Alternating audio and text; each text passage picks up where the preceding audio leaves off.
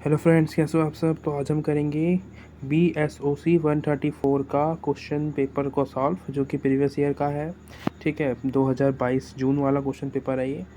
तो यहाँ पे हमने 2-3 क्वेश्चंस कर रखे हैं। पूरी लेंथ होगी उसकी जितने का क्वेश्चन पेपर आता है। ठीक है, कितने करने के लिए बोलते हैं, यानी कि 400 या 500 वर्ड्स होते हैं, तो वो हम पूरा करेंगे आज। और स्टार्ट करते हैं वीडियो। देखो, सबसे पहला क्वेश्चन आपके सामने है। सामाजिक शोध में समाजशास्त्रीय परिकल्पना पर एक नोट लिखिए। इसमें क्या बोल रहा है, यानी कि जब हम शोध करने की बात करते हैं, जब समाजशास्त्री या सामाजिक वैज्ञानिक जो होते हैं वो शोध करते हैं, तो किस तरीके से करते हैं, उनकी उनके पीछे क्या रीजंस होते हैं या क्या विचार वो अपने उस शोध को करने के लिए अपनाते हैं। तो उन सब विचारों के बारे में बात करेंगे। ठीक है, तो मैंने स्टार्ट किया है भूमिका से। तो मैंने लिखा है थोड़ा बहुत भूमिका, यानी कि इंट्रोडक्शन पार्ट लिखा है थोड़ा सा। अगर आप चाहें तो आप इसको पढ़ लेना पॉज करके। उसके बाद लिखा है मैंने सामाजिक शोध क्या होता है, उसके बारे में कि सामाजिक शोध बेसिकली समाज के जो लोग होते हैं उनके बारे में जानकारी इकट्ठी करना होता है। ठीक है, उसके बाद जो मेन टॉपिक है वो यहाँ से स्टार्ट होता है। समय बिताना ये क्या है, ये सब सामाजिक शोध के अंदर जो काम होते हैं ना, एक समाजशास्त्री के, वो सब काम ये होते हैं कि जब वो किसी समाज के बारे में एक तरीके से शोध करता है या रिसर्च करता है, तो उस समय वो क्या करता है, समय बिताता है उन लोगों के साथ, ताकि उनके बारे में जान सके अच्छी तरीके से, सटीक जानकारियाँ इकट्ठा कर सके, उनके बारे में भरोसा जगा सके उन लोगों के अंदर, उनके साथ रह के। ठीक है, और फैक्ट्स बहुत ज़्यादा ज़रूरी होते हैं उसके अंदर, फैक्ट इकट्ठे करना कि लोग क्या सोचते हैं, कि बहुत सारे लोग क्या सोचते हैं एक टॉपिक के बारे में। बनावटी नहीं होना चाहिए बिल्कुल भी। और खुद का स्वयं का अनुभव बहुत ज़रूरी होता है। एक्सपीरियंस जो है आपको वो यूज़ नहीं करना है वहाँ पे बिल्कुल भी। तो वो मैंने लिख रखा है यहाँ पे। परिवार के द्वारा जो भी जानकारी दी गई है उसको अच्छी तरीके से समझना। व्यवहारिक ज्ञान, यानी कि क्या आपको बिहेवियर आपका बहुत अच्छा होना चाहिए कि उन लोगों के साथ आपको बिहेव कैसा करना है, उन सब के बारे में। और समान असमान समान समापन, यानी कि कोई ऐसा तब करता है जब उसे ये लगने लगता है कि उसमें या उसके पास सारे उत्तर हैं और उसे अन्य की आवश्यकता नहीं है। तो ये सब नहीं होना चाहिए।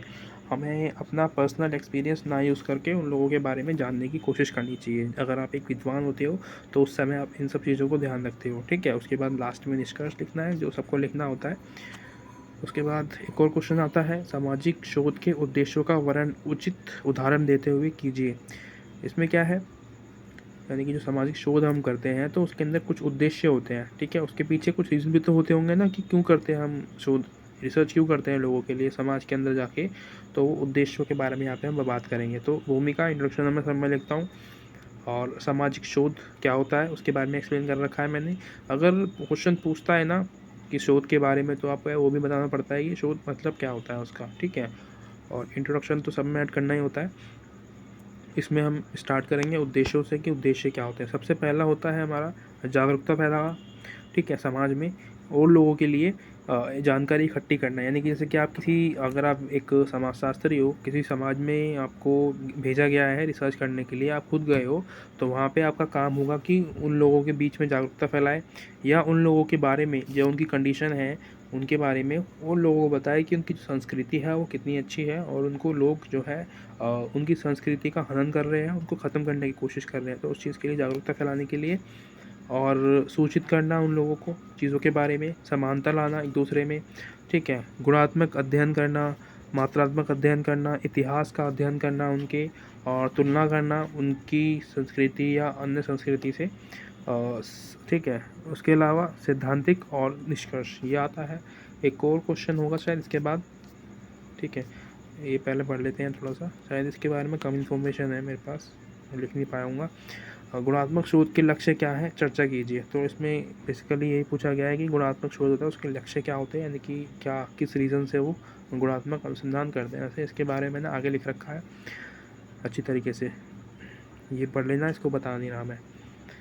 जैसे कि यहाँ पे देखो, सिद्धांत क्या है, इसके मूल तत्व की चर्चा कीजिए। ये भी क्वेश्चन पूछ लेता है पहले, मतलब कि फर्स्ट क्वेश्चन में, पहला जब आपको पेपर मिलता है ना क्वेश्चन पेपर, तो वहाँ पे पहली बार में पूछ लेगा कि सिद्धांत क्या होता है, उसके बारे में उसके जो मूल तत्व हैं वो बताएं। तो एक्सप्लेन करना है कि भूमिका, यानी कि इंट्रोडक्शन आपको स्टार्ट करना होगा इंट्रोडक्शन से। उसके बाद सिद्धांत आएगा, और विचार, क्या सोच होती है उसके पीछे, समाज के लिए ज्ञान और इकट्ठा करना बेसिकली, सिद्धांत अनुसंधान और तथ्यों से बना होता है। ये सभी जो चीज़ें होती है वो बहुत ज़्यादा मजबूत होता है। मूल तत्व क्या होते हैं उसके, अवधारणा, चर यानी कि फैक्ट्स, लचीला होता है, किस तरीके से काम करता है। इस सबके साथ मैंने एग्जांपल्स ज़रूर लिख रखे हैं, ठीक है, जहाँ जहाँ पॉसिबल हुआ है एग्जांपल्स सबके साथ हैं। आगमनात्मक और निगमनात्मक विधियाँ, ये सब दोनों के बारे में लिखा होगा किस तरीके से यूज़ होती है, स्पष्टीकरण, ठोस अवधारणाएँ। और इसको मैंने ये क्वेश्चन करा रहा हूँ मैं जिस बुक से, उस बुक का भी मैंने जो है पूरी लिस्ट बना रखी है, यानी कि क्वेश्चन जितने भी उसमें चैप्टर्स थे सारे पढ़ा रखे हैं, जाके देख सकते हो। प्रश्नों के उत्तर खोजना और निष्कर्ष, ठीक है। मात्रात्मक अनुसंधान के चरणों की चर्चा कीजिए। तो क्या क्या चरण होते हैं मात्रात्मक अनुसंधान में, ये भी बता रखा है कि मैंने कि मात्रात्मक अनुसंधान क्या होता है, ठीक है। मात्रात्मक मतलब एक तरीके से क्वांटिटेटिव रिसर्च जब हम करते हैं उसके बारे में। चरण, डाटा एकत्रित करना, प्रश्नों के साथ रखना और डाटा लिखना या उस प्रिंट रूप में उसको प्रस्तुत करना।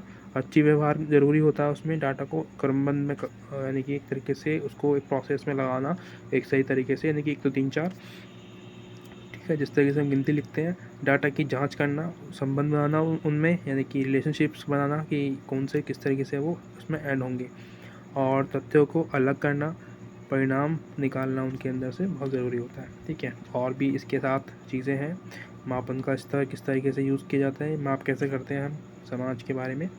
और ये लास्ट है हमारा, इसमें क्या है, मात्रात्मक अनुसंधान के लिए दृष्टिकोण किस तरीके से अपनाते हैं। तो दृष्टिकोण क्या होते हैं, जैसे कि किस इसके पीछे क्या मतलब फैक्ट होते हैं कि वो मात्रात्मक अनुसंधान को यूज़ कर पाएँ। तो कैसे यूज़ करते हैं, आंकड़ों के साथ हेर फेर नहीं होनी चाहिए।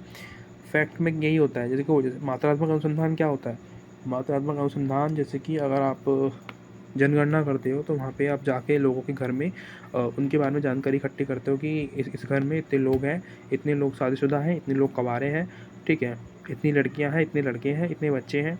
तो इस तरीके से, ठीक है, ये मात्रात्मक अनुसंधान होता है। गुणात्मक अनुसंधान यानी कि आप जाके जैसे कि फैमिली में जाते हो तो आप देख के बताते हो कि वो लोग, उस लड़के का जो बिहेवियर है वो अच्छा नहीं है, या फिर उस घर में जो जो बच्चे हैं बहुत अच्छे हैं और परिवार बहुत अच्छा है, बिहेवियर बहुत अच्छा है सब लोगों का। तो वो ये इसमें डिफरेंस होता है।